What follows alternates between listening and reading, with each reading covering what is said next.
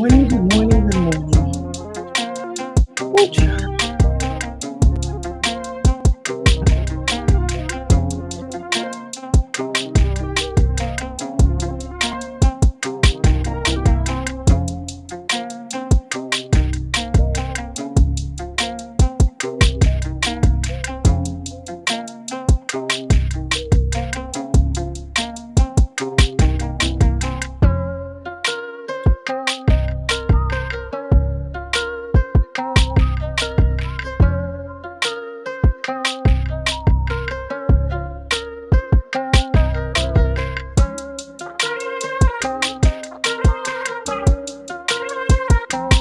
Good morning.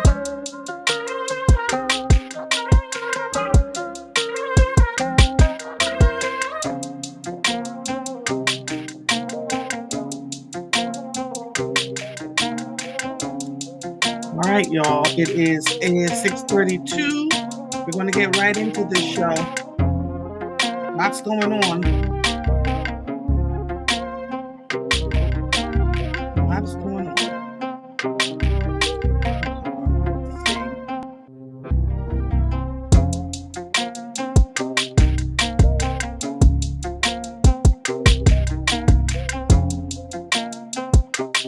Oh, what's the big story here? All right, darlings.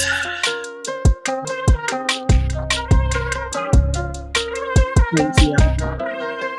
Crazy out here in these Wakanda streets. But we're here.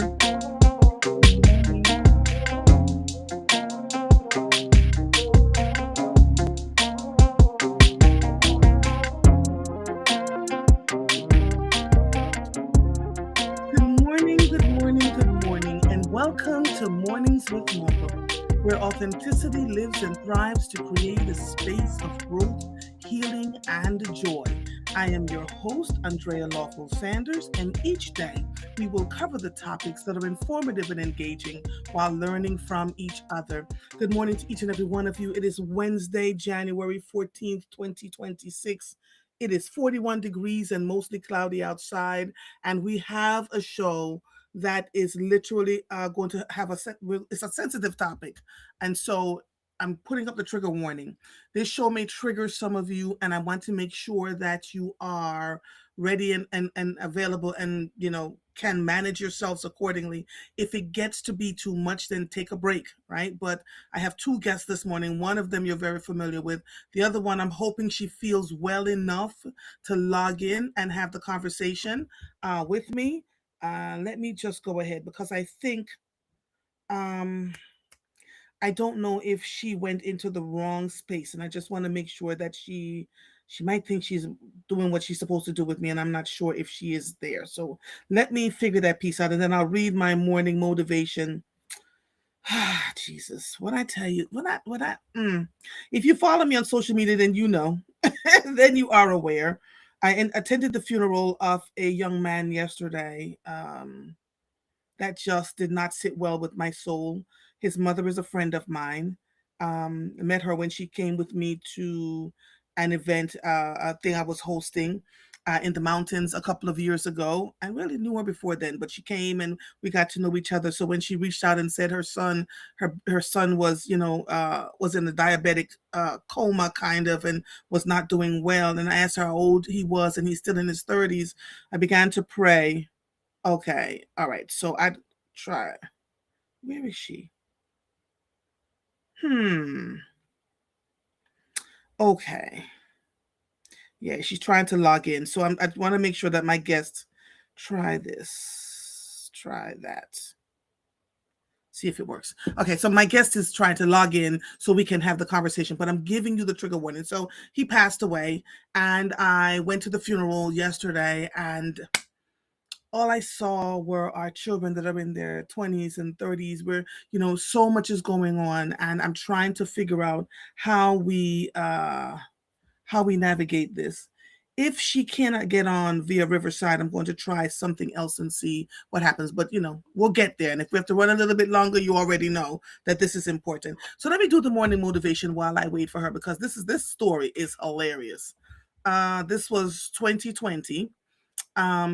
just before the pandemic hit, and it was my birthday, and so I went on vacation, to someplace warm, and tried to get myself together. So this is how I started it. I laid down to take a nap yesterday afternoon and woke up at 3 a.m. I took my poor body to the limit, especially on Sunday, where I went from hiking the steepest trail in the El Yunque forest. So I was in Puerto Rico. And after a 2 hour swim at La Quilla Beach, I was picked up and taken to another beach and joined another group of people to go kayaking in the bioluminescent bay. There's only like three or four of them around the world. One of them is in Jamaica. At night, we headed we needed to be in pairs, and a white man around the age of 65 asked if he could be my partner because he had never been kayaking before. Neither his wife or his three children chose him to be theirs. My first clue. He looked athletic, so I told him cool. Child, he sits behind me in the kayak and off we went. It's all shoulder, chest, and arm work, and I asked him to follow my stroke pattern so we could move seamlessly. I began noticing that I could only hear my paddle strike in the water about 40% of the time. And when I turned slightly to look at him resting, he exclaimed that my stroke was powerful and he was impressed. Uh-huh. We get into a dark hole, and as the kayak began to give us a tiny bit of light, he says behind me, "It's frightening in here. This is like a scene from a horror movie." At this point, me and Black Jesus began communicating silently because what part of kayaking at night did he miss? We finally exit the hole into the middle of a bay, and below us were millions of plankton that were creating photosynthesis in the water, and their light sparkled everywhere. It was so awesome to witness, and when you looked up, the stars blinked at us happily. On the way back, my partner began wiggling and complaining that his back hurt and he could no longer paddle. Black Jesus, Black Jesus, Black Jesus. Sweet Wakandan Black Jesus. That man gave up completely and left me to paddle us both. I ground my teeth and said to him, "I need your help. I'm strong. So if you're not going to paddle, at the very least sit still so we do not capsize." His wife and children were mortified at his behavior, but I remained focused on getting us back to our starting point. Luckily, one of the guides saw what was happening and hitched our kayak to hers, so she and I could paddle back together. When we got out the ocean, he walked behind me and said, "Thank you for saving me out there. I am so embarrassed." I left him with a part of his dignity after telling him he could have tried harder because he left me to fend for us both, and it was a stark lesson for me. He would have never given up if he felt he had no choice. He sized me up and chose me as his partner because he thought I could carry his weight. How many of us have people like that around us all the time? What are we doing about it? His wife and children were so unhappy about his behaviors, and it got worse. We are all driving back to our hotels, and when the bus pulled onto my compound after being allowed by the guards, he said under his breath as we drove another mile or so before we saw the hotel, "Who in this bus can afford to stay here?" His jaw dropped when I was the only one who exited the vehicle. I could hear his wife fussing as the door closed, and I bounced up the steps without a backward glance after the bellhop grabbed my stuff with a "good evening." People will constantly judge your books without cracking the covers. It is not our problem or responsibility to correct them.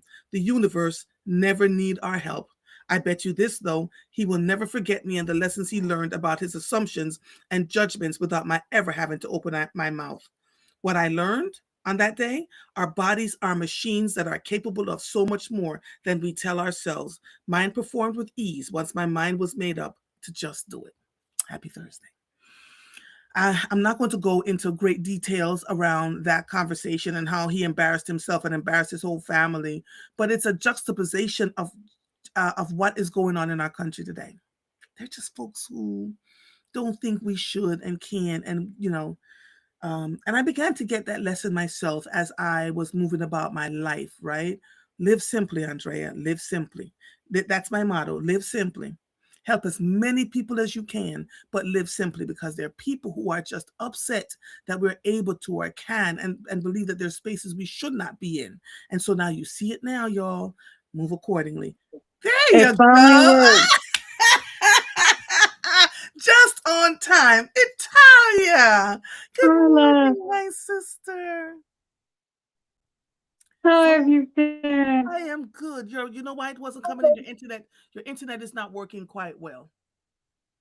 So there's Yeah, a I took it off the Wi-Fi and put it on my regular internet, and it started working. Okay, good. All right, so let's go.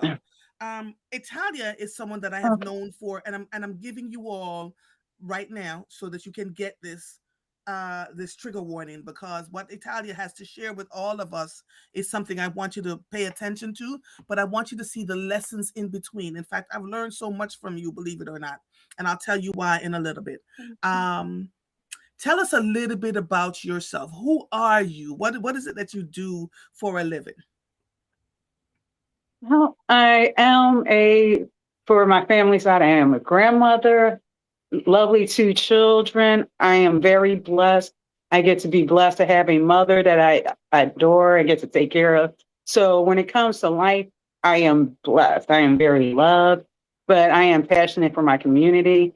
I break my back whenever needed to be sure that I provide for the needs of my community. So I feed the community, I make programs. I've done assisted other programs in creating things that branched them out and brought them and made them bigger. But then also I do mechanic work, I've done healthcare work. So I am very well rounded. Right. So when you first reached out, thank you for sharing that. When you first reached out to me some years ago, I was doing a show on healthcare, and you started to share with me some of the things that were happening with you. Tell the audience now what happened to you and how you advocated for yourself before getting your final diagnosis. Yes. Well, my final diagnosis actually was stage 4 Malarian type ovarian cancer, which is something that usually happens after menopause. So it's rare for somebody of my age to have it. But what occurred prior to that was a series of symptoms that I've complained about, which started in my 20s and they were ignored. So, and they were, since it built all the way up since then, is it's surprising that I'm here now. Just say that. I know. I listen. When you called me and gave me the diagnosis, I was like, "Wait, what?" All right. So tell them what began happening to you, so that people can who are listening can go back to their own doctors and say see what they can get to help themselves. Because you helped me. I'm gonna tell you. Go Okay. ahead. So what happened with you? Well, first, I'm going to start with the acute symptoms that happened that put me into the hospital and finally getting the correct diagnosis. Okay. But there are actually a whole series that leads up, and you start figuring it out when you find out how many other women are going through this and being ignored.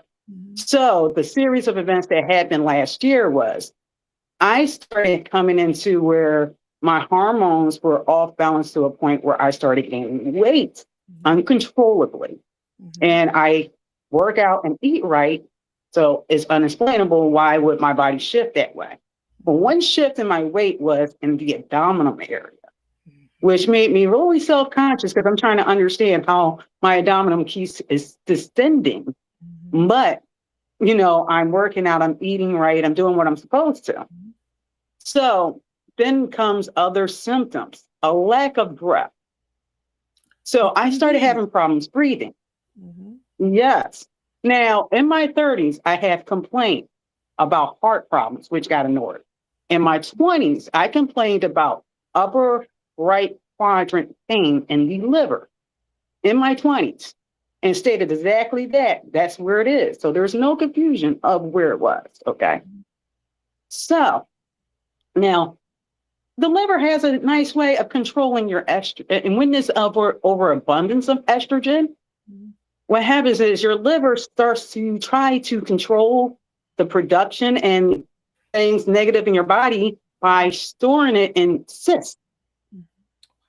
And then if it gets too much, the cyst will release and you'll get, because your sac in the middle of your body contains all your digestive system, Mhm. but your woman reproductive organs is in the same sac Mhm.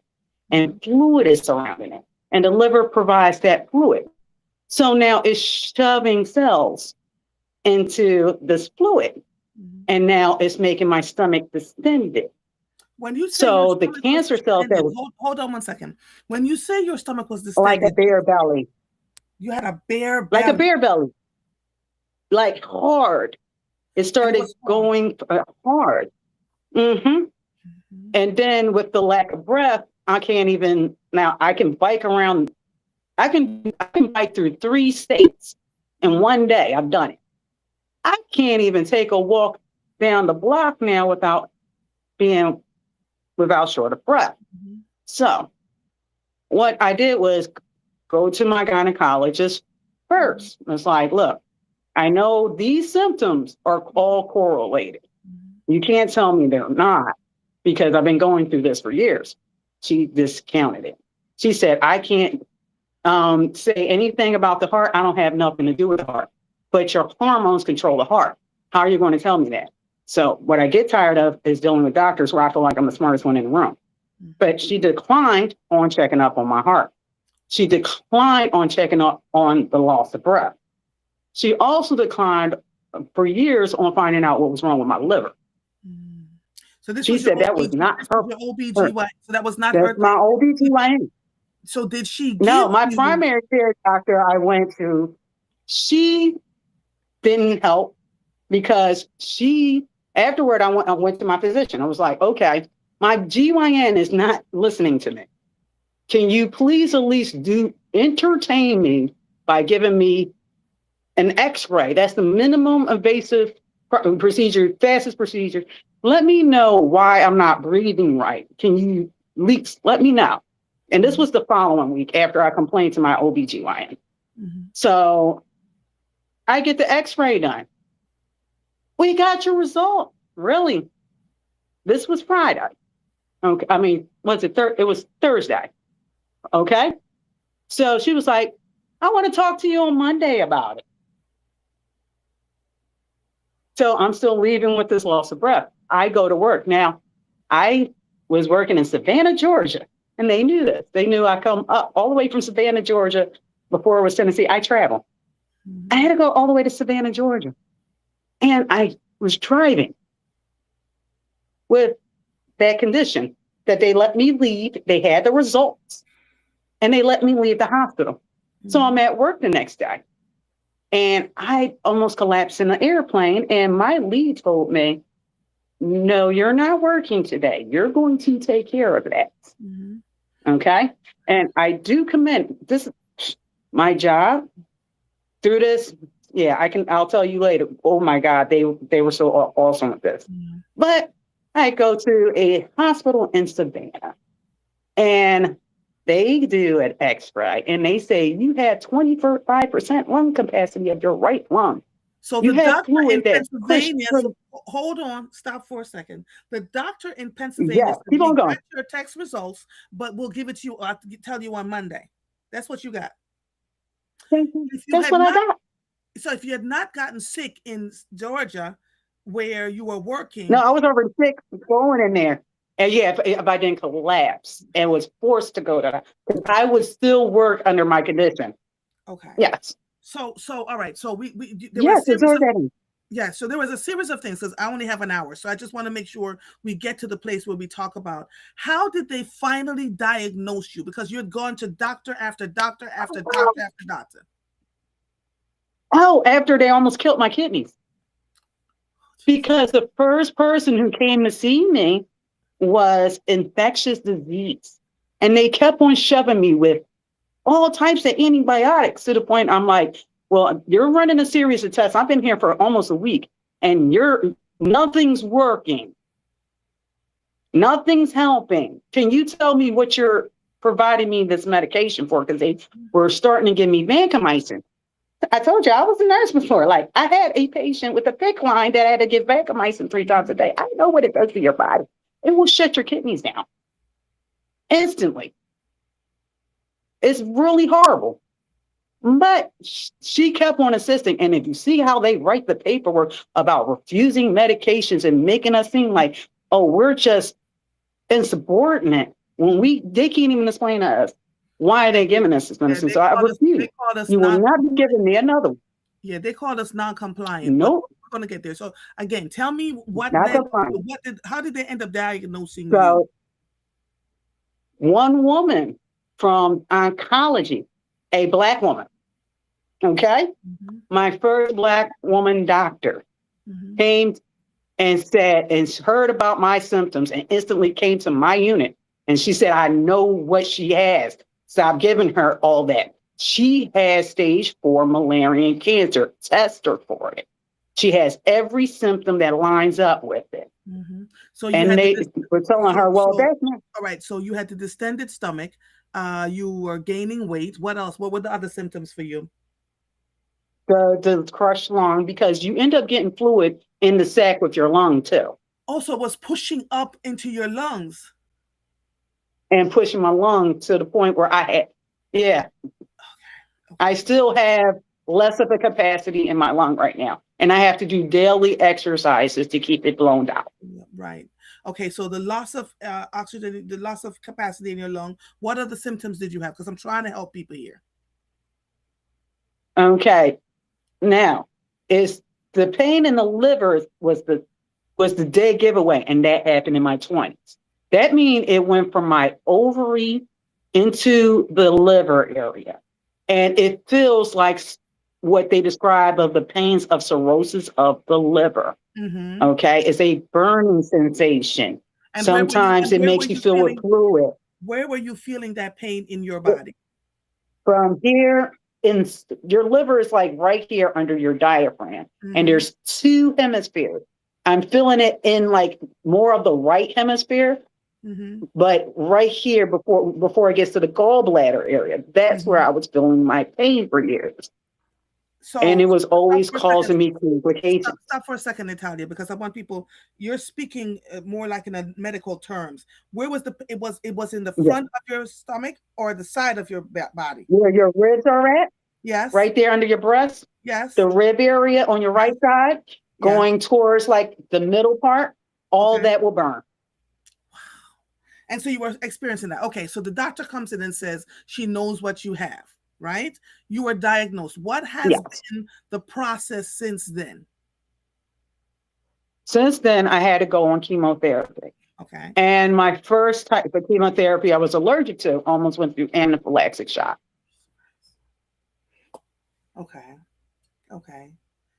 All right. And so how many rounds of chemo have you So had? they had to find me something because they start you on the cheap stuff first that has the most side effects. And it's not until they find out you're allergic you're allowed to get the real stuff. Mm-hmm. So when they give you the real stuff, like, yeah, it depleted me completely.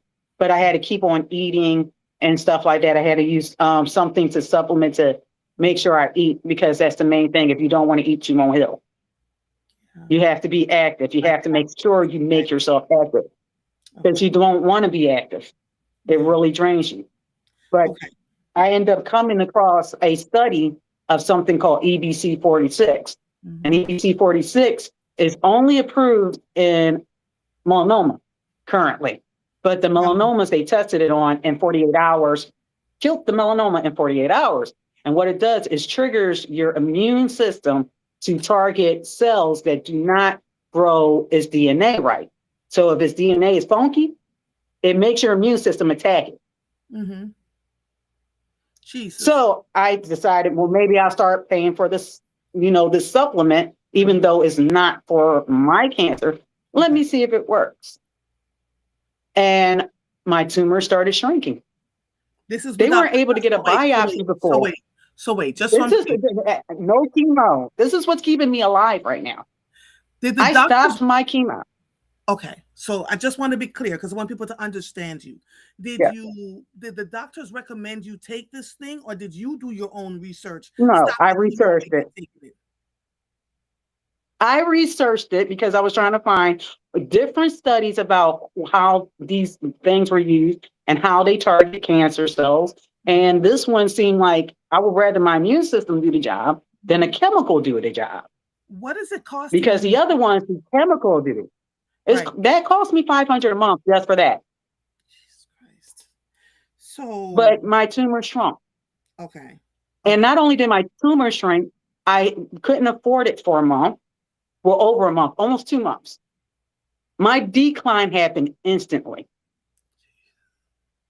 What are your So medical? What is your without the medical? supplement, Yeah. it's So okay, good. what is your medical team saying about your taking this thing that's shrinking your tumor? Oh, they just keep on doing it since it's working. They say whatever I'm doing, keep on doing because it's the only they can't figure nothing out. They have not one recommendation. Italia, I've They said watched I'm you. so far along. Yes. It's on my heart, on The both cancer. Wait. on both sides of my heart. The cancer is on both ventricles of your heart. The atrium's the top. Where So going where into else the is lung and coming into the heart. okay? So the cancer is in your Yes, lungs. So all it's over. Oh, my implants all over my stomach. I have endometriosis running through my body. okay. So my menstrual tries to kill me. So you're still young enough Every to. time I have a menstrual, I bleed internally. Italia, how old are you? 44. That's And I've wonderful. been going through this since my 20s. Okay. So Yeah, let me 2 decades of going through this. so let me ask you this. What is the cautionary tale you want to leave with people about your story? Because nobody, the doctors were not believing you, right? And which No, everybody's trying. Did they tell you you wouldn't live past a year with this cancer? they did. I was not supposed to be here right now. Okay. Okay. I I understand. actually, since actually the diagnosis states that once it spreads to the liver, you have a year. And I've been complaining about my liver pain since my 20s. But the thing is, I had to take care of my health because prior to that, and this is the thing, you want to know how is there serious events? As a youth, we go through irregular periods. We might not think nothing about it, right? Then all of a sudden we decide like to do something like give ourselves birth control. Now, as a 16-year-old, I just had my first child, and the first thing I do is shove progesterone into my system when my body needs estrogen to recuperate from having a baby. And I do this for a couple of years. So my body shuts down from estrogen, bleeds all over the place. I go into the hospital, finding out I went through estrogen withdrawal.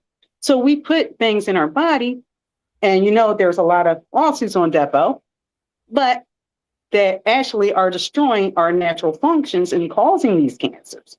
But they're not, hey, they're letting a teenager make that decision. Okay.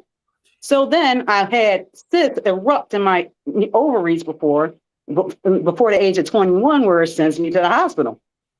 They thought it was appendix eruption. I almost got my appendix removed for nothing until a young lady was like, that's not an appendix. And she went and got the ultrasound and found out. Another Black woman Mm-hmm. that found out before I got my appendix taken out. Mm-hmm. Okay.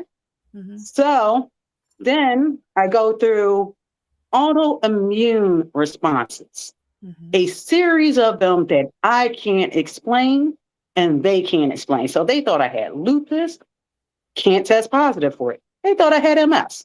I will be in bed like this because my body be so hot and you will pull me and it was like we were breaking my bones because my whole body was eating itself because an autoimmune response states that your immune system is attacking something internally and your immune system is supposed to save your life by killing things that don't belong in there. Their suggestions is always to kill the immune system or part of it to solve that problem. I'm not going to do that. If my immune system is strong enough to start killing me, I know it can kill some stuff. I need to find out what my body was doing to kill myself. I Mm-hmm. fasted, I flushed my body, detoxed, and changed my lifestyle. Whew, So no I more guess autoimmune responses, not so even asthma.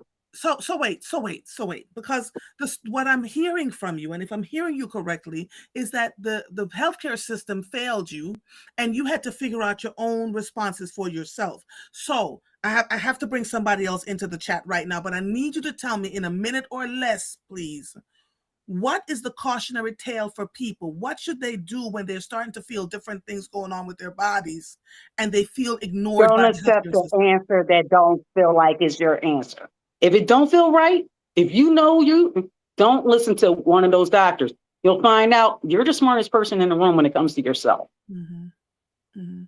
All right. They're Thank you. not that smart. They Google everything and they read everything out of a book. You're so funny. All right, hold on. So I've got to trial, let Mary Alyssa May, because I didn't want to have this conversation without having some kind of therapist in the room. And Mary Alyssa May also has her own story. Let me trial, introduce her to all of you. Mary E. May is a relationship therapist with a keen ability to facilitate healing for youth, trial, teens, and adults that require a pathway to work towards strategies to deal with violence and trauma when it manifests in their trial. lives. Why do I keep hearing hello? Uh, you, Mhm. Mary, I you're hear it too. Mary, you're joining Trial, us. I keep it. Wait, Mary, Yeah, I keep hearing you. I can't hear you. trial, I can't hear you. Go out and come back in. That's why your the response to you is a little trial, bit delayed. Yeah, go out and come back in for me, please. Sometimes these things. Have you been going to therapy, Italia? trial. Yeah, I hear it. Yeah, go out No, and I Mary. haven't. Mhm. You have not gone to therapy, Yeah. I have a palliative care nurse that's actually supposed to be like the form of therapy they give you. so you have a So you have palliative. somebody that you talk to, and yeah, I'm actually hospice. When you have a year diagnosis, you're hospice. How has your family reacted to all of what's That's going on the with you? hard part. Yeah. I have like even when I'm sick, I don't like to be sick around them because I can see it in their face. It is hard. Mm-hmm. I don't even like to share certain things because I know it's just not easy. Yeah, yeah, yeah. I need Even to. friends, Uh-oh. Trial, Yeah, it's doing it again. It's doing it again. yeah, it's funny. Mary Alyssa May. I don't know why. I can't hear you, and then I keep hearing this weird. Did you go into the Riverside app? trial, Come out again for me, please. Come out again, and I'm gonna send you a thing because I don't know what's happening. Something's happening with her. Let me hold on. Call. Hold on, y'all. This is live. This is live radio. Uh 014. So someone just asked Shakila, what is the supplement that you're taking? She says. It's called Blushwood Berry. Flushwood berry. It's an Australian berry, and it's better to get the 6 pack because each individual bottle is like $150. Okay, so I just But want you to it know, as she's talking does about work. this supplement that she gets, that is working for her. I am not a physician. These are her words. This is her No, experience. I just need you all to know, right? it's my parent. Um, yeah. So you're taking something called Flushwood berry. Blush, like Blush. blushing on your cheek, blush. Blush. How long have you been? When were you And under diagnosed? the medical term, it's EBC 46. Yeah. Okay. Uh, uh, So you were diagnosed in 24, correct? yes, Yeah. Yeah. And they told you within every year. So you're in hospice care now. yeah. I've been in hospice for a while, Okay. but I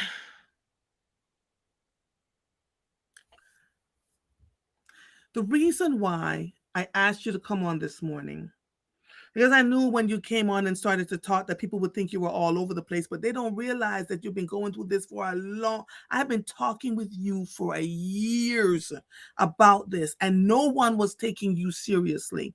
To the point now where you're in stage 4, the cancer has spread throughout your body. And again, I'm letting you all know, I said this in the very beginning of the show, this is a trigger warning, but I want people to know how to advocate for themselves. The rise of endometrial cancer, especially women who are older, is a thing. And we call and we ask questions, and they said the fibroids and this could be that, and you have to fight them to give you the testing yeah, and the surgery that you need. She is not telling a lie. This is one a microcosm of what women of all ages, but particularly those with 40s, 50s, 60s, that have been going through. We don't know what's causing the thickening of the endometrial lining. If it gets past a certain point, then it's precancer and cancer. And so I really want you all to stop, take a listen, and hmm go, what can we do differently here? How do we advocate for ourselves? It took you from your I 20s to would your like us to 40s. stop using the lotions, stop using the artificial moisturizers and soaps. If you read the ingredients, they penetrate into your cells. They're Right. toxic. And that's why we have so many melanin problems now. Right. Hold I on can one go in the second. sun, not get Hold on. burned, Hold but on. why Hold are on. people Hold on, getting touching Natalia. me? Hold on. Hold on. Mary, can I hear you? Nope. So call into the number that I sent to you. It's something going on your end over there. I can't hear you. I just said that. Call me on the number, please, so we can go from there. I also agree with you. I stopped using any, our skin is the largest organ that we have. And so we keep buying these cute little lotions and they've got 50 The ingredients on them. fragrances. All of it, right? Hold on one second. The fragrances trigger hormonal responses. Yeah, hold on one second. Welcome to An Mornings with increase of Mobile. Mary is, estrogen is the problem. yeah, hold on one second. Mary, is this you? Yes, this is me. Good morning. Okay. I apologize for your going through all of this. Italia is impassioned, and I can't blame her for being passionate about this. This has been a terrible journey for her. She's been fighting with doctors about symptoms that she had been having in her for years since she was in her 20s. I'm just giving you a brief upload, and it took them till her 40s to diagnose her with stage 4 cancer. Right. Wow. She's been in hospice care since 2024, and what's happening is she quit the chemotherapy and she's taking something else, some kind of supplement that she says shrinks her tumor. The minute she can't take the supplement, though, the tumors start to grow back. So you see, she's really buying time. And I invited her to come on the show so that we could have a conversation around the healthcare industry. How do we advocate for ourselves? And I know time is of the essence, not just for her, but for all of us. And she's been trying to get her story out for years.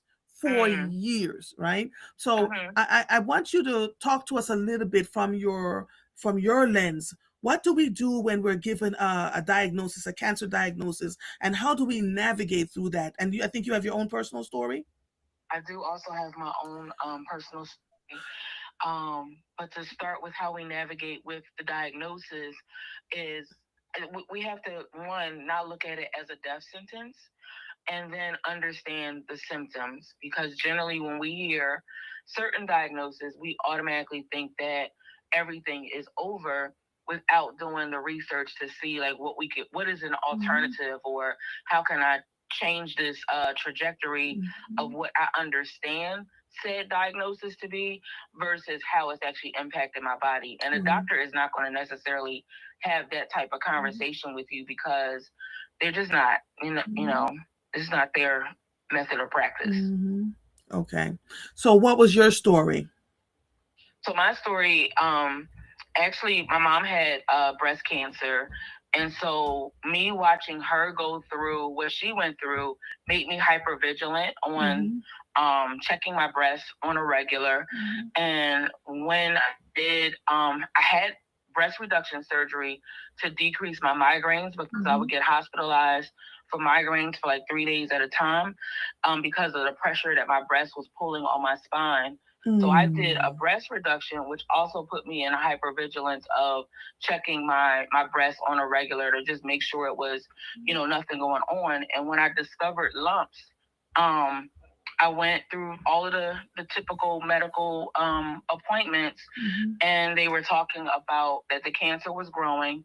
It was in one breast, and they had scheduled surgery, but then they also discovered it in a second breast. And so when they said that surgery was upon me, I began to do the research on how it could not be, or what other things that I could do medically or whatever that was going to help me not have to experience surgery or, this health concern of having cancer in my life. In my research, I went to a nutritionist and I changed my diet because they specified like specific foods that was kind of causing this cancerous cells in my breast. And I removed those foods. And by the time that my surgery date came, they did like 3 biopsies because they were unable to kind of like it. I kind of went against the odds. Whatever cancerous cells that had built up from like my food intake and different things, it had disappeared. And so I stand today with both breasts still intact that I came to this earth with. Wow. So the messaging that I'm hearing on both ends, and I'm going to unmute Natalia so that she can talk about this. the message that I'm hearing on both ends is that we have to literally be our own advocates for our bodies.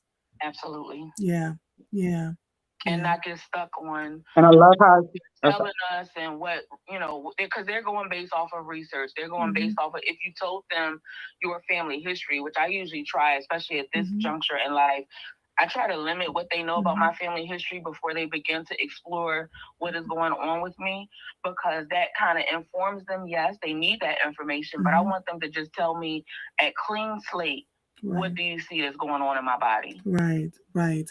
Because Go ahead, Mary. it's been my experience that once they know the family history, then you have heart disease, then you have, cancer, then you have like all of these things, and you haven't even really tested my blood to see if that's really existing in my body. And I've experienced that, especially in these last 6 years, a lot, where I've had to fire doctors because you're telling me that I'm immune deficient or that I have like all of these different health concerns, yet you can't validate like what else is going on. And again, in both instances, from the cancer diagnosis to immune deficiency, it was a matter of food being changed in my diet. Wow. What were some of the things you changed in your diet? Because a lot of the foods that we eat, literally, I've said this over and again, feel like it's killing us. If we pay attention to our bodies, after we eat something and you start to feel a little weird, stop eating that thing. Just stop eating that thing, right? So what were some of the foods that you stopped eating that shifted the precancerous cells from forming in your breast? It was the bagels and the pasta, The whites. those carbs. It was the seafood, yep. shellfish with the iodine. Iodine causes cancer, and it's in all the shellfish. The lectins in chicken, it doesn't matter how the chicken is prepared. Yes. The lectins in the chicken cause lupus as well as cancer. Yep. And the biggest one is our sugar intake. Yes. Are you all listening? I am agreeing so much with her. Yes. And the issue for us is how to let some of that stuff go. Yes, EBC, ECB, eliminate processed foods wherever possible. Always. Yes. The sugar, cut it out. The white rice, the white flour, the bagels, all the things that we love, the wheat, right? Because all of those things, and especially the wheat, because it is genetically modified. Once they started genetically modifying our food, we ran into a whole lot of issues. Yes. And so Tiffany says, keep a food diary. I agree with you, Tiffany, because one of the reasons why I'm able to control, one of the reasons why I've been able to control my diabetes without medication, which pisses off. I can see the high pissed offness in the doctor's faces when I don't need the medication, is because I began eliminating certain foods out of my diet. Right, that makes the thing. So it's sugar, it's the white flour, it's the the chicken. I was told about the wheat, the chicken. Turkey is actually healthier for you. I cannot stand turkey, but I'm teaching myself how to do it, right? And then you pay attention. Now they're creating fish in a lab because we've consumed so much of the salmon is the salmon production is going down. Salmon likes to crawl uphill to do their nesting, whatever. We've just destroyed so much around us. It makes it really difficult to find and eat the foods that are good for us. But if you begin to fully eliminate, look, yesterday when I got a hoagie from my husband, you want a hoagie every once in a while, but folks eat hoagies and stuff like that with the processed meats all the time, every single day. You cannot do that to your body. And so I see people, Mary Elissa May, who look at Italia. She still is that she was never big. She was never big. Right. And so she kept having these symptoms and kept being ignored. So what's the cautionary tale here in your estimation, Mary Elissa May? The cautionary tale is like taste buds are really temporary. Like, yes, we do all of that seasoning and doctoring it up, but we have that wonderful joy of spending time with our families and eating certain foods. But taste buds are temporary. So you have to make a decision on, do you need to have that seafood, or do you want your life to live full with your family and with yourself and your goals? And once you do that and begin to look at the diagnosis not being like the destination, it's really like the roadmap to kind of tell you, okay, I've enjoyed XYZ through this point in my life, how do I need to detour and go a different route? Right. And how can I be more of the agent and the agency of figuring out what's going to work best for me? Right. And it might feel as though you're missing out on something, but you're gaining so much more. Absolutely. Laverne says taste buds are temporary, that part. So, and let me also say this to all of you. What works for one, because our bodies are uniquely ours, right? So Mm-hmm, what would mm-hmm. work for one may not work for the other, but there's some things that we have said here over and again. If it don't have a seed, don't eat it. I saw a commercial the other day that says natural seedless lemons. Oh, stop playing the game. I need us to know in our heads How's that? lemons and tangerines and stuff. Please, if it doesn't have a seed, it's genetically modified. I don't care how organic and natural they tell you that it is. And so you want to, I go into the stores where the Africans and the islanders are, because they know we will not eat anything that doesn't have a seed in this. Everything in there has a seed. We're not playing. If it don't have a seed, we don't want it. Right. So you in your own way have to check your own bodies and say, I feel a certain way when I eat this. I feel a certain way when I eat that. Right. So one of the ways I control my blood sugar is I make like a sardine. Sometimes I do just plain sardines in a can, but I do a sardine omelet, and then I'll crush 4 tortilla chips. Four. And those tortilla chips are made out of brown rice and flax seeds. Now, the first time I tasted it, I was like, Jesus, I don't know. But now it's a thing. You're right. Taste buds are temporary. Right? So that's better than having the white bread or the wheat bread it's not so hard. Go to the Jamaican store, any island store, you'll find seeded grapes. You have to refuse as consumers to buy them. Let them rot in the stands so that people understand that these things are not good for us. And Tiffany asked the question, and the fructose corn syrup, Yes. Lord, anything Yes. that including your ketchup, anything that has fructose corn syrup in it is also a problem, has been a problem. It's been known And that's all to have a problem. condiments, like not Yes. just And ketchup, but dying too. Chick-fil-A sauce that everybody rant and raves. It's killing us one by one. Mm-hmm. Yeah. Yeah. Yeah. Hmm. So, And it's very interesting that I find that a lot of stuff they said was good for us and they put in our foods, all of a sudden they want to withdraw it and make everything natural. mm-hmm. But they fought tooth and nail to say all that stuff was okay for us to consume. And we bought So it do hook, we line, trust the and medical sinker. industry that would say that? Right. They do this hook line, and we took it hook, line, and sinker because sink hook, line, and sinker because they tell us you see it 30 times on television, you're like, okay, they say that's all natural, and everybody's running to the all natural stuff. That's really not all natural. So you must read the labels on the boxes, please. I have said if it has more than 3 ingredients, I'm not touching it. I'm just not touching it. And it If has you been got to get a chemistry book to figure out your ingredients, well, I have an engineer in my house that looked at me one day and said, "Oh, you see that thing in your yogurt? It's something that they use in asphalt. It's something that they use in gasoline. And you're like eating the ish, and you don't know. I'm And like, you go, it's all natural yogurt. So we have to they be got the incredibly rock mindful. salt that you put on the ground in your food too, and your Yeah, water. A yeah. lot of water has Epsom salt and that rock salt you use for the snow as an Whew. electrolyte, Yeah. So That's crazy. yeah, it but it is. makes you thirstier to drink more. And then your Mm. filters don't filter it out. So you get stones and things like that.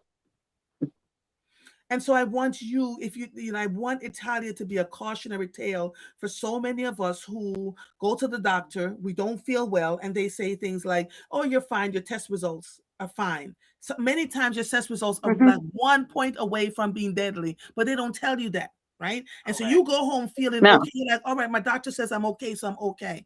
I am not impugning the character of every medical person out here. Just hear me when Right. I say this, because there are plenty of doctors that do give a damn and care and want to make sure that we're okay.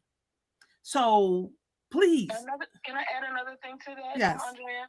So I actually had a friend go with me to the doctor, and they were doing a test on me this for another medical thing that was happening with my immune system, Mm-hmm, and they were trying to figure out my nerve reaction and stuff like that. mm-hmm, They asked me to close my eyes, and I did not feel the feather or whatever they were like rubbing up against my arm at certain points, mm-hmm. but yet they did not review that with me. I only knew that I didn't feel sensation or touch because of the person I had come into the doctor's room with me. The doctor never revisited what was actually the breakdown. So I needed that person to be in the room because I would have never known that I wasn't reacting or responding to something because the doctor was like, I can't figure it out and I don't know what else to tell you. And she pretty much threw her hands up like, I don't know what to tell you. And I'm like, was I supposed to just leave out of that room and not do the research to figure it out? Thankfully, I had somebody let me know that, what was going on in the room when my eyes were closed. And speaking of that, my husband has a doctor's appointment yesterday, and I went with him. And I'm sitting in the room looking at him going, did you ask that? You really, truly? So here's one solution. Whenever you have to go to the doctor, take someone with you. If at all possible. I agree. Take someone with you who's a different voice, because I was asking questions of the woman that walked in the room and she was looking annoyed. And my husband was looking at her like, my wife turns into a gremlin when she gets wet. Answer the damn questions because it's not going to end well. Right. And so we have to, you can't just be on here giving somebody medication, having them to take it indefinitely. What the hell? Our bodies are designed naturally to heal ourselves if we put the right things on it and in it. Right? So all these things make a difference. So Tiffany, you start to eliminate certain things by saying, when I eat this makes me feel this way, right?